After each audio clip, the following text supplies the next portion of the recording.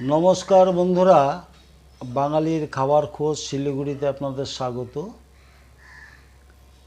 তার সামান্য একটু কুচনো স্যালাড আছে। স্যালাডে রয়েছে গাজর, শসা, টমেটো, লেবু এবং কাঁচা লঙ্কা। এই রয়েছে আজ আমাদের স্যালাডে।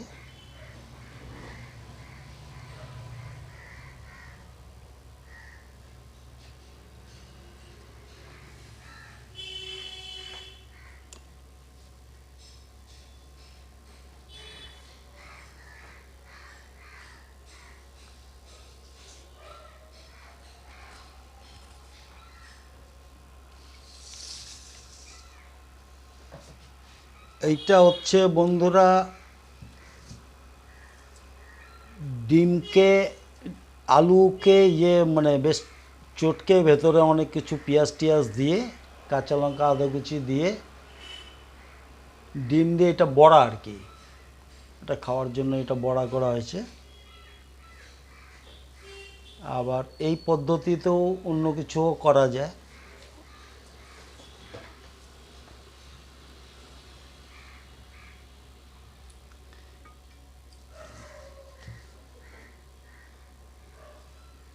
তো এটা হচ্ছে ডিমের বড়া, মানে ডিমের চপ বলা যেতে পারে, আলু দিয়ে।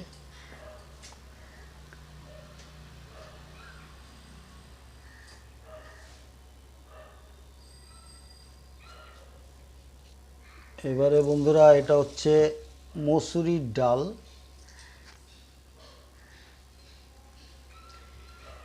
রহর এবং মসুরির ডাল মিক্স করে পাতলা একটা ডাল করা হয়েছে। এটা একটা পাতলা ডাল। ওই সামান্য পাঁচফোড়ন সম্বার দিয়েছি আর শুকনো লঙ্কা দিয়েছি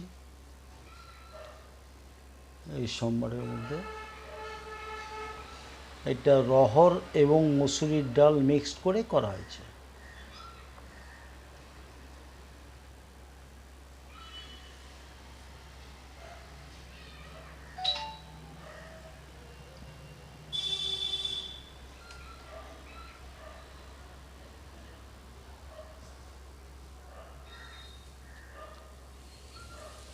এবারে বন্ধুরা এটা হচ্ছে ওই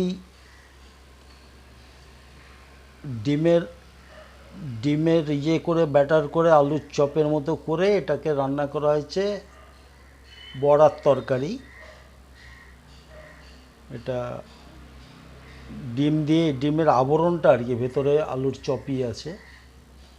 যাই হোক, এটা একটা নতুন পদ্ধতি, অনেক দিন পরে করলাম আমরা বলতে পারেন, মানে ভিডিওতে দেখাইনি। তো এটা হচ্ছে এই ডিমের আলুর চপের মতো করে, এটা হচ্ছে তরকারি একটা। এবারে বন্ধুরা আপনাদের একবারে দেখাচ্ছি সব কিছু, যার জন্য একটু পজ করছি।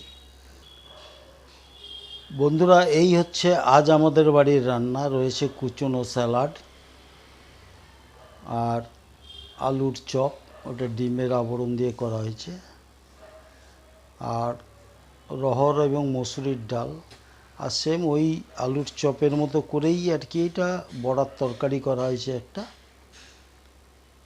এটা শুধু ডালের বড়া দিয়েও করা যায়, কিন্তু আমরা এটা আলুর চপের মতো করে করেছি আর কি। এটাও খেতে খুব ভালো লাগবে, আপনারা দেখবেন বাড়িতে করে খেয়ে কেমন লাগছে অবশ্যই জানাবেন। ভালো থাকবেন, সুস্থ থাকবেন। ভিডিওটা আর বাড়াবো না, এখানেই শেষ করছি। খুব ভালো থাকবেন।